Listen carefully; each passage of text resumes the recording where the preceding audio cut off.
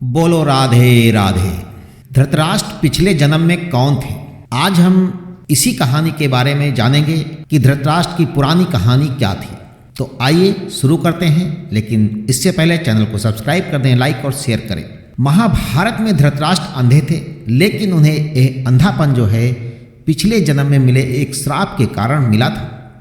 धृतराष्ट्र ने ही गांधारी के परिवार को मरवाया था, लेकिन क्यों मिला था उन्हें अंधे होने का श्राप और क्यों मरवाया था उन्होंने अपनी पत्नी गांधारी के परिवार को?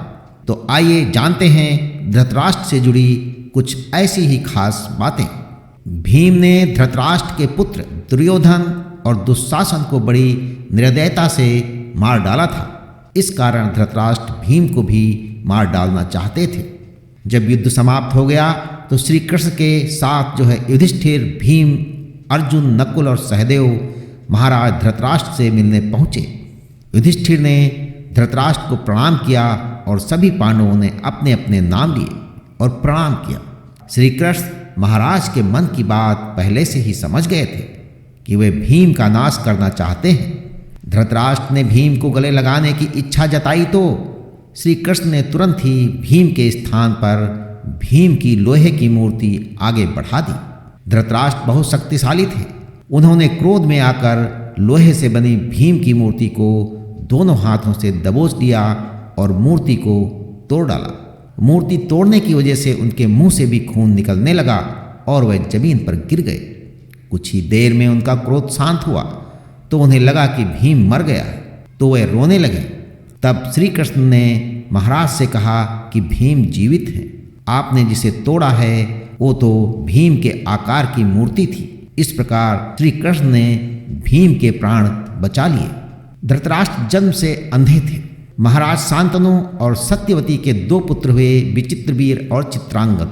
चित्रांगद कम आयु में ही युद्ध में मारे गए और इसके बाद भीष्म ने जो है विचित्रवीर का विवाह काशी की राजकुमारी अंबिका और अंबालिका से करवाया।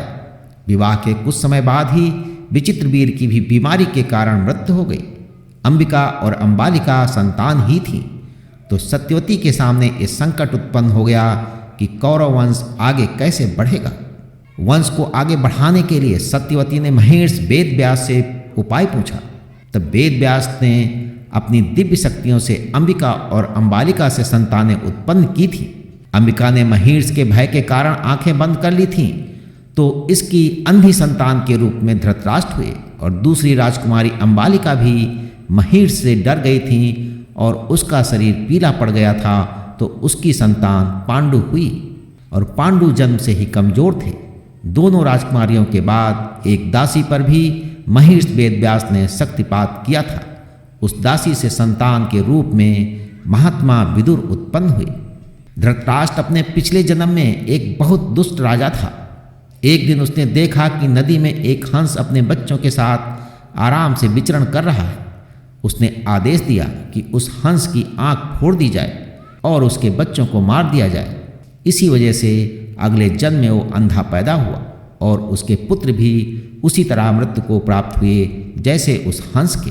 धृतराष्ट्र, पांडु और विदुर के पालन पोषण का भार भीष्म के ऊपर था। तीनों पुत्र बड़े हुए तो उन्हें विद्या अर्जित करने भेजा गया। धृतराष्ट्र बल विद्या से श्रेष्ठ हुए, पांडु धनुर्विद्या में और विदुर जो है धर्म और नीति में पारंगत हुए।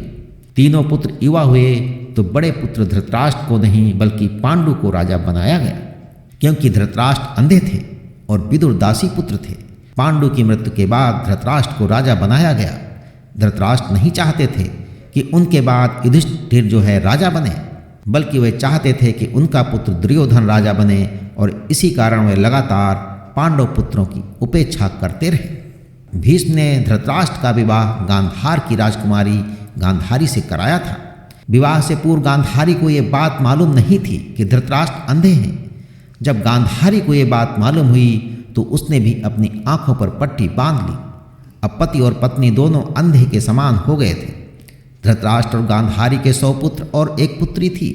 दुर्योधन सबसे बड़ा और सबसे प्रिय पुत्र था।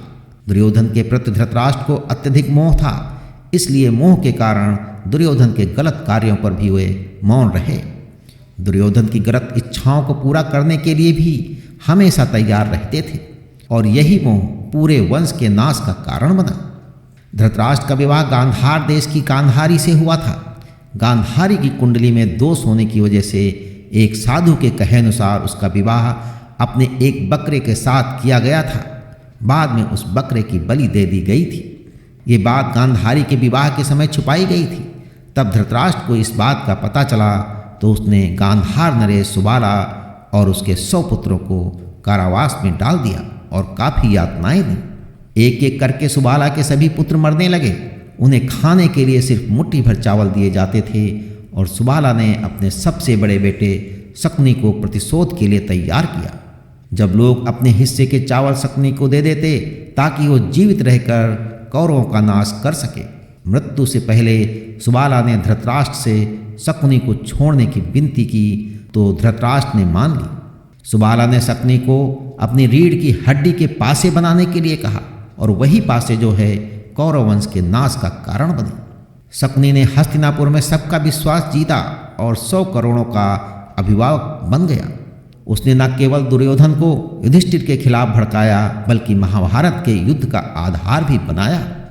युद्ध के बाद धृतराष्ट्र और गांधारी पांडवों के साथ एक ही महल में रहने लगे और भीम अक्सर जो है धृतराष्ट्र से ऐसी बातें करते थे जो कि उन्हें पसंद नहीं थी। भीम के ऐसे व्यवहार से धृतराष्ट्र बहुत दुखी रहने लगे थे और वे धीरे धीरे 2 दिन या 4 दिन में एक बार भोजन करने लगे। इस प्रकार 15 वर्ष निकल गए। फिर एक दिन धृतराष्ट्र के मन में वैराग्य का भाव जाग गया और वह गांधारी के साथ वन में चले गए। तो पौराणिक कथाओं में आज बस इतना। अगली बार हम सुनेंगे एक नई कथा। तब तक के लिए ईश्वर की सभी शुभकामनाएं आपके साथ बनी रहें।